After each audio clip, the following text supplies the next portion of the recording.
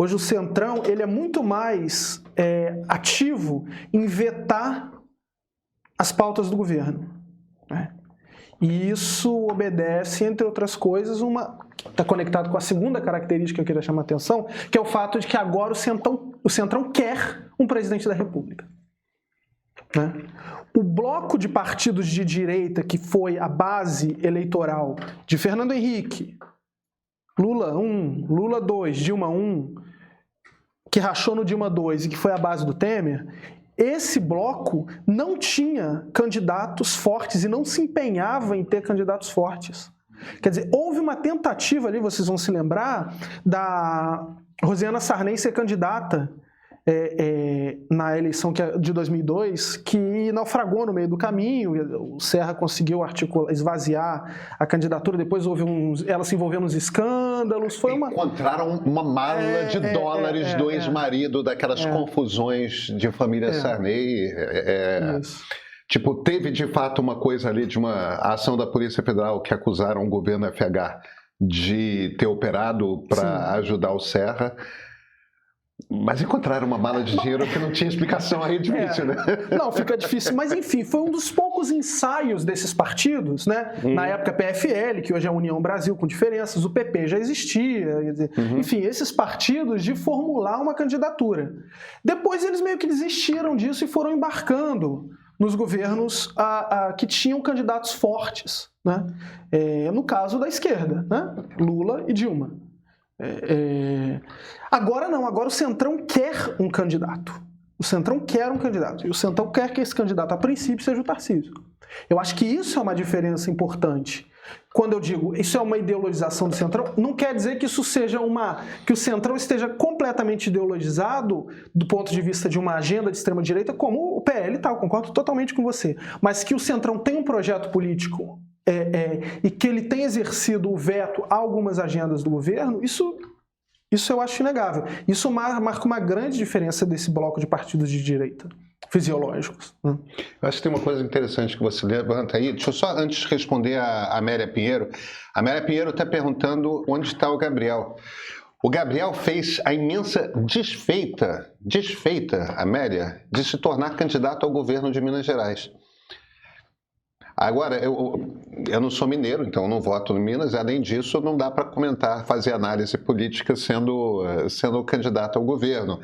O Gabriel agora voltará, mas voltará como entrevistado, não como comentarista. O plano dele, inicialmente, era ser candidato apenas à Prefeitura de Belo Horizonte daqui a 2 anos, mas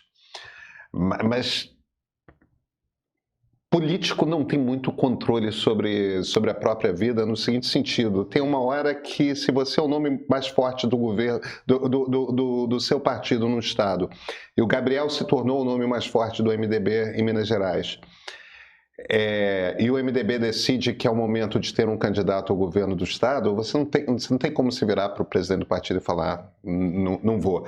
Mas eu acho que é mais do que isso, ele está super empolgado, política corre na veia, não tem. Então o Gabriel voltará como entrevistado e eu, infelizmente, não voto em Minas Gerais, eu voto no Rio de Janeiro. Carrega esse fardo. Aliás, eu certamente seria mais feliz com o governo se eu morasse em Minas Gerais, mesmo com o Romeu Zema, do que com o que a gente tem aturado, né? Sem dúvida. Mas deixa eu voltar aqui. Você fala um troço interessante que você bota o Tarcísio como candidato do Centrão. Eu não discordo não, tá? Eu vejo também o Tarcísio como candidato do Centrão. Mas aí aumenta essa confusão, porque um monte de gente aqui nos comentários já estou ouvindo assim, não, mas o Tarcísio é bolsonarista, o Tarcísio é de extrema-direita, o Tarcísio... E eu não estou sugerindo que as coisas sejam necessariamente incompatíveis, que uma coisa não possa ser... que as duas coisas não possam ser simultaneamente verdade. Eu, pessoalmente, acho que o Tarcísio não é nada. O Tarcísio é um oportunista que, como é novo na política, calcula mal os momentos de oportunismo. Ele não sabe muito bem em que barcas embarcar ou não. Mas você vê essa ideia do Tarcísio candidato na sua cabeça. É uma aliança entre extrema-direita e centrão? ele vai mais para um lado, mais para o outro? Como é que você...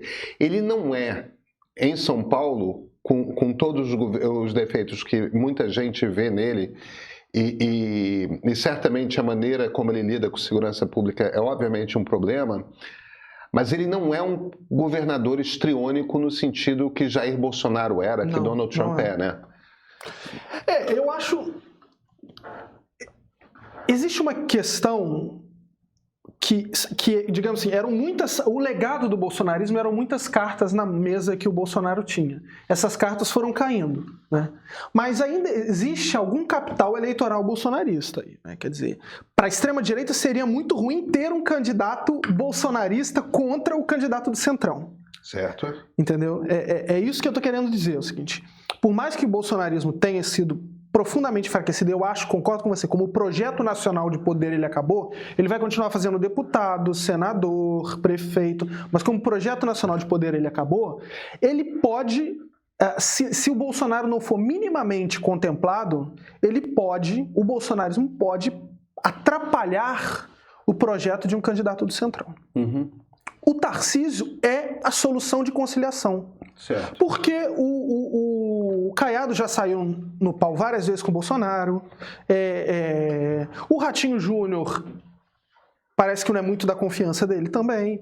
Enfim, então você imagina uma candidatura do Centrão competindo, além do Lula, com um candidato mais à direita, mais à extrema direita. Então eu acho que o Tarcísio é uma solução de conciliação, que é uma forma de você, manter essa lógica de poder do Centrão, o Centrão ir para o centro do poder agora fazendo um presidente da República e não apenas compondo o governo, uma coalizão, que é uma coalizão frágil atualmente, como foi com o Bolsonaro, e negociando o capital eleitoral do bolsonarismo que ainda resta, que a gente não sabe de quanto mas eu acho que não vai ser totalmente desprezível, com um candidato que seja palatável ao bolsonarismo. Então eu acho que o Tarcísio é o único nome. É o único nome. Tem uma pergunta aqui do Michael ou Mikael. Você me desculpa, eu já li seu nome algumas vezes e eu nunca sei se eu devo pronunciá-lo como se fosse em inglês ou se é em português. Então, não sei se é Mikael Strugali ou Michael Struggle. Me soa anglicano, mas eu posso estar errado. Então, perdoe se eu estou pronunciando errado. Centrão quer Tarcísio. Tarcísio defende anistia para golpista, o que para mim é ser extrema-direita. Pedro, meu raciocínio faz sentido? Será que o Centrão só quer um extremista que usa talheres? Eu vou dar uma resposta que eu não sei se é a mesma resposta que o PH daria e vamos ver qual nível de acordo que a gente tem aqui. Primeiro, eu uso uma definição específica para usar esse termo extremismo. Eu uso a definição do Casmuda, que é um cientista político holandês que estuda direita radical e extrema-direita na Holanda em particular, mas na Europa em geral. E ele usa uma definição da qual eu gosto porque ela te dá uma precisão. Você chama de extremista aquele que quer derrubar a democracia. Ele quer uma mudança de regime. E você chama de radical aquele que está disposto a romper as leis, quebrar as leis, mas não necessariamente fazer a ruptura de regime. Do que eu estou falando? O sujeito que bota fogo em ônibus, que bota fogo em estátua, que estilhaça vidraça de banco, esse tipo de ação, grupos anarquistas, por exemplo, Black Blocs, tudo mais, em alguns casos a turma do Boulos, do Guilherme Boulos, quando invade imóveis e toma imóveis que são propriedade privada, tudo mais, quer dizer, essas ações políticas, que o objetivo não é derrubar o regime democrático, mas você considera que para chamar atenção para a sua causa, há uma justiça em ignorar as leis, em romper leis, quebrar as leis. Esse é o radical, na definição que o Muda usa. Sim. O extremista, ele dá o passo além. Ele quer a ruptura do regime. Então, em geral, na direita aqui na América Latina. A extrema-direita que a gente vai ver é uma extrema-direita golpista. E a extrema-esquerda que a gente vai ver é uma extrema-esquerda revolucionária. Uns comunistas de um lado, outros, em geral, ligados a esses regimes militares, tudo mais, a coisa do exército, os generais e tal.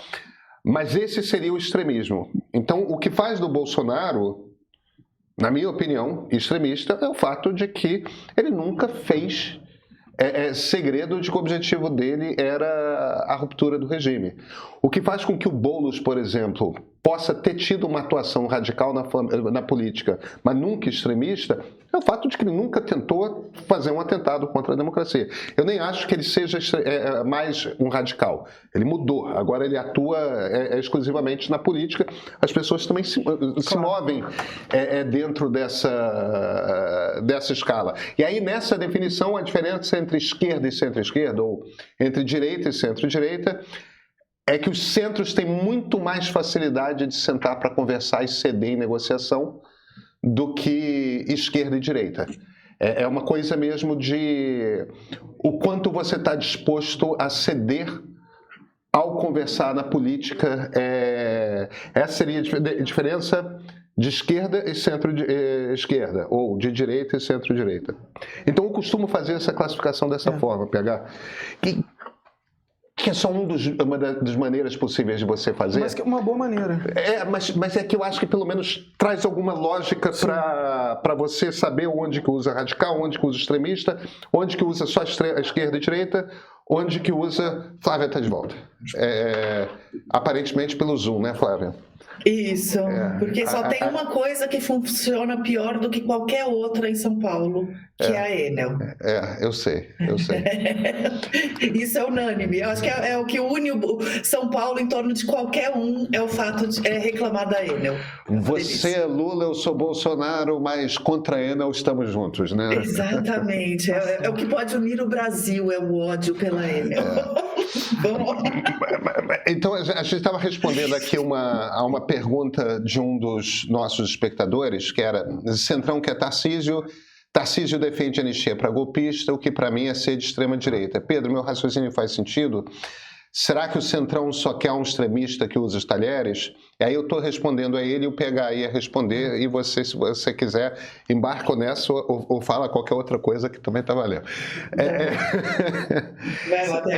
Então, usando essa definição, eu não chamaria o Tarcísio de um extremista. Eu não acho que o Tarcísio tenha tomado nenhuma atitude de ruptura do regime. Agora, eu acho que qualquer candidato que defenda a anistia é um candidato que não tem qualquer tipo de respeito pela ordem democrática, porque isso é um problema gigante. Sim.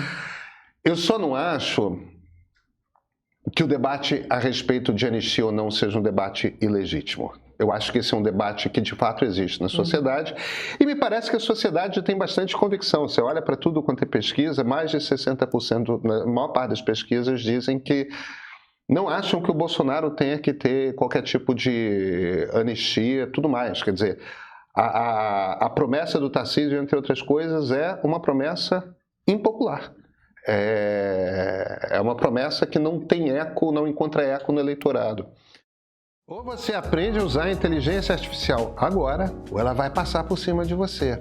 A IA já escreve, pesquisa, analisa dados, monta apresentações, cria imagens, vídeos.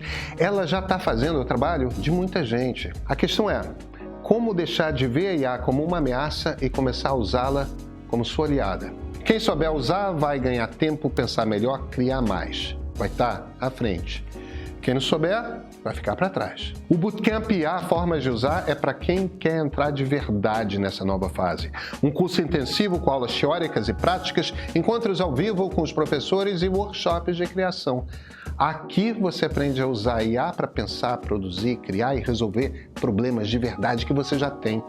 Do texto à imagem, do agente ao vivo. Olha, mão na massa com as ferramentas que estão mudando o jogo. Tudo o que você precisa para começar 2026 atualizado. E hoje, às 19 horas, ao vivo no YouTube do Meio, tem aula inaugural gratuita. É a sua chance de entender a dinâmica do curso, aprender desde já e ver como a IA pode trabalhar ao seu favor. Você é o meu convidado. Não vai perder essa, né? Te vejo lá.